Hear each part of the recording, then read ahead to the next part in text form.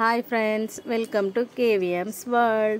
இன்னைக்கு நம்ம என்ன பண்ண போறோம்னா இன்னைக்கு பட்டர் மசாலா கார்ன் தான் பண்ண போறோம். பட்டர் மசாலா கார்ன் எப்படி பண்ணா ரொம்ப சிம்பிள் தான். நான் உங்களுக்கு எப்படி பண்ணனும்னு சொல்றேன். ரொம்ப டேஸ்டியாவும் இருக்கும். அது சின்ன பிள்ளைங்களுக்குலாம் ரொம்ப பிடிக்கும். நான் அதிகமா எங்க பிள்ளைங்க ஸ்கூல்ல இருந்து ஈவினிங் வரும்போது இத தான் பண்ணி கொடுப்பேன்.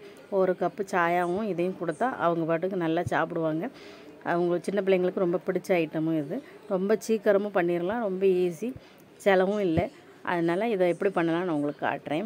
ஃபர்ஸ்ட் கார்ன் வந்து தோலெல்லாம் உரிச்சிட்டு பச்சை தண்ணியில நல்லா கழுவி எடுத்துக்கிடணும். அதை நல்லா கழுவிட்டு அதுக்கு பிறகு அதை பாதியாக உடைச்சோன்னா அதை உதிர்த்து எடுக்கிறதுக்கு ஈஸியாக இருக்கும். அதை பாதியாக உடைச்சிட்டு அதில் உள்ள முத்துக்களை எல்லாம் ஒன்றொன்னா உதிர்த்து எடுக்கணும். அது ஒன்றொன்னா உதிர்த்து எல்லாத்தையுமே ஒன்றொன்னா உதிர்த்து ஒரு பாத்திரத்தை தனியாக எடுத்து வச்சுக்கிடணும். ஒரு பாத்திரத்தில் தனியாக எடுத்து வச்சுட்டு அதுக்கு பிறகு கடாய் அடுப்பில் வைக்கணும். நிறைய பேர் வந்து இதை உதிர்த்து எடுக்க வந்து ரொம்ப கஷ்டமாக இருக்குது, நம்ம உதிர்த்து எடுக்க வேண்டாம் அப்படின்னு சொல்லி நினைப்பீங்க. ஆனால் இது உதிர்த்து எடுக்க ரொம்ப ஈஸி தான்.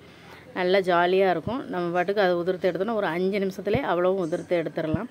அதுக்கு பிறகு கடாய் அடுப்பில் வச்சுட்டு அதில் பட்டர் போடணும். கொஞ்சோண்டு பட்டர் போட்டு அந்த பட்டர் கொஞ்சம் சூடாகி உருகி வர வரைக்கும் பார்க்கணும். அது உருகி வந்த பிறகு நம்ம அந்த உதிர்த்து வச்சுருக்க நம்ம அந்த சோளம் இருக்குல்ல அதை உள்ளே தட்டிடணும்.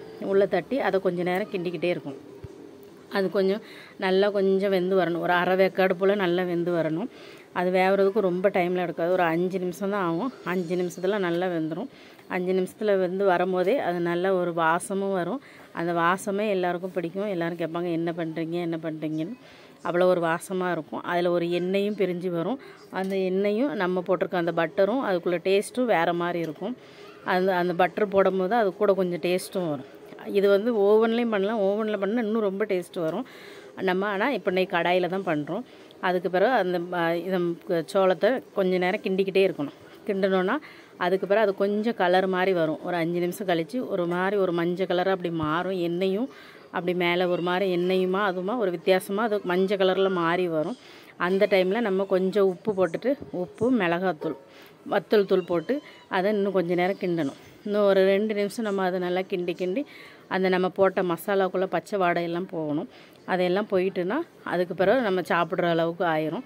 அதை கொஞ்சம் நேரம் கிண்டிட்டு கொஞ்சம் கரண்டி போட்டு நல்லா நம்ம அந்த மசாலானா மிக்ஸ் ஆகணும். இல்லைன்னா அங்கங்கே உப்பு உரப்பு அப்படி இருக்கும். அப்படி இல்லாமல் நல்லா எல்லா இடமும் மிக்ஸ் ஆகிற மாதிரி நல்லா கிண்டி எடுக்கணும். கிண்டி எடுத்தால் முடிஞ்சு நம்ம பண்ண மசாலா கார்ன். அதுக்கு பிறகு பிள்ளைங்களுக்கு லெமன் ஜூஸ் வேணுன்னா லெமன் ஜூஸ் போட்டு கொடுக்கலாம். எங்கள் பிள்ளைங்களுக்கு லெமன் ஜூஸ் பிடிக்கும். ஆனால் எனக்கு பிடிக்காது. அந்த லெமன் ஜூஸ் போடாமல் அது ஒரு க்ரீமியாக இருக்குது தான் நல்லாயிருக்கும். ஆனால் நிறைய பேருக்கு லெமன் ஜூஸ் போட்டாலும் பிடிக்கும். நீங்கள் லெமன் ஜூஸ் வேணுன்னா லெமன் ஜூஸ் போட்டும் அதுக்கு பிறகு இதெல்லாம் நம்ம ஸ்டவ் ஆஃப் பண்ணி அதை எடுத்து வேறு பவுலில் மாற்றின பிறகு லெமன் ஜூஸ் லேசாக மேலே வந்து புழிஞ்சு விட்டுக்கிடணும். முதல்ல போட்டு நம்ம அந்த ஸ்டவ் ஆனாக இருக்கும் போதே போட்டு கிண்டக்கூடாது. எல்லாம் முடிஞ்ச பிறகு இப்போ கார்ன் ரெடி ஆகிட்டு நான் இதை வேறு ஒரு பாத்திரத்துக்கு நான் மாற்றிக்கிடுறேன். மாற்றிட்டு இனிமேல் நம்ம இது பிள்ளைங்களுக்கு போட்டு கொடுக்கலாம். ரொம்ப டேஸ்டியாக இருக்கும். வாங்க, ready. Masala corn is ready. சாப்பிடலாம்.